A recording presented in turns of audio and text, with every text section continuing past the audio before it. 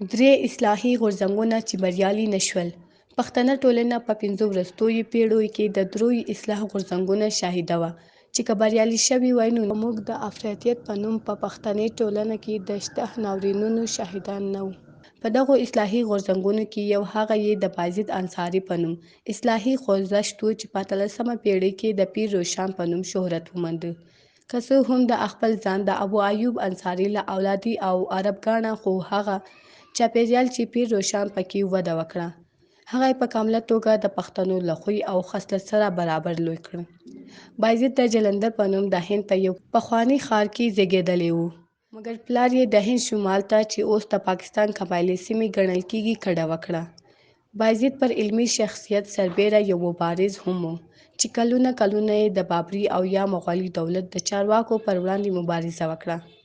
هغه په پښتو او لږ په فارسي او عربي ژبه د خیر البیان په نوم کتاب ولیکه چې محتوا یې د اخوند درویزه په څېر د روحاني کشر په مزاج ښه ونه لګېد.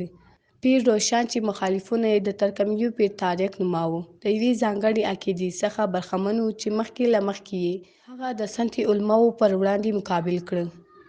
هغه په پښتو ژبه کې د نوښت او پنځونې څښتن و ان تر دې چې مخالفینو یې هم په خپلو لیکنو کې د هغه له سبک څخه کار واخیسته.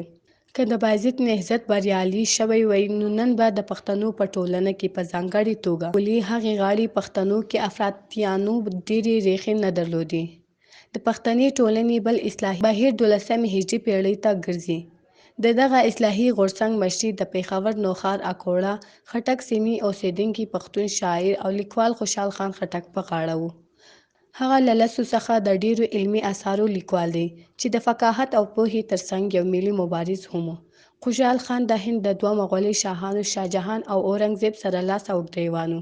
هغه له ډېرې مبارزې وروسته د هند له ګورکانیو په لاس ونیول شو چې کلونه د هند په رتن هبو قلعه کې زنداني و. خوشحال خان چې په ورته وخت کې به د هند له حاکمانو سره په جګړه بوخت و په پښتني ټولنه کې اصلاحي اقداماتو څخه هم غافله نه و.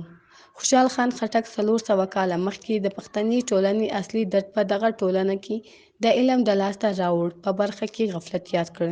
خوشحال خان خټک په بې باکانه توګه په خپلې ټولنې دنګل او نیوکې یې پرې کولې چې له همدې امله اوس هم ډېری هغه نه غواړي چې د نوموړي ځاګي په پښتني ټولنه کې پیاوړی شي. دغه حماسه جوړونکي پښتون به د خپلو کلیاتو په ځای کې د خپلې ټولنې له جهالت څخه ژړل او خپلې سیمې د ناخوالو څخه یې پرده پورته کوله. خوشحال خان به د مغولي شاهانو پر وړاندې د مبارزې لپاره له تور او شمشیر څخه د اصلي وسیلې پر توګه کار اخیست. خو کله به یې چې په داخلي سمون لاس پورې کاوه ټول پام به یې په علم متمرکز و. که د خوشحال نهضت ټولې سراسري او بریالي شوي وای نو نن به موږ د خوشحال خان په ټولنه کې د افراطیت لږ شاهدان وو. زموږ د نظر وړ درېیم اصلاحي خوځښت د پښتنو د منل شوي مشر خان عبدالغفار خان اصلاحي حرکت ته ګرځي. هغه چې په فخر افغان او باچا خان باندې پیژندل کېږي. په اصل کې د اوسني پاکستان د قبایلي سیمې څخه و مګر د افغانستان سره یې داسې مینه لرله چې کله 15 کاله مخې په پاکستان کې وموړ. جست یې د هغه د وصیت له مخې د ننګرهار په جلال آباد کې خاورو ته وسپارل شو. عبدالغفار خان د برطانوي هند پر وړاندې یو له هغه مبارزینو څخه و چې د ګاندي په څېر یې د مبارزې اصل عدم تشدد او د تاوتریخوالي څخه لرېوالی و. هغه د هند څخه د پاکستان د بیلتون سره مخالف و ځکه چې دغه بیلتون ته یې شرایط مناسب نه ګڼل. کله چې د پاکستان هیواد رامنځته شو عبدالغفار خان د دغه هیواد د رامنځته کېدو سره د مخالفت په خاطر تل تر څار لاندې و او ډېر فشارونه یې وزغمل. هغې باور درلود چې یوازې علم او پوهه ده چې له مخې ټولنه سمې لارې ته برابرېدلی شي.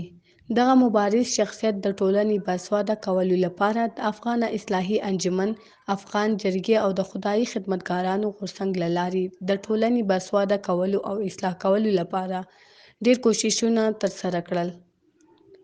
مګر پر وړاندې یې د ډېرو دسیسو له کبله چې لومړی د انګلیسانو او بیا د پاکستان حکومت لخوا په لاره اچول کېدل خپلو ارمانونو ته ونه رسېد. د همدې غورځنګونو ماته وه چې د انسان وجود ورسره بې ارزښته او په پښتني ټولنه کې د وینو ویالې روانې شوې.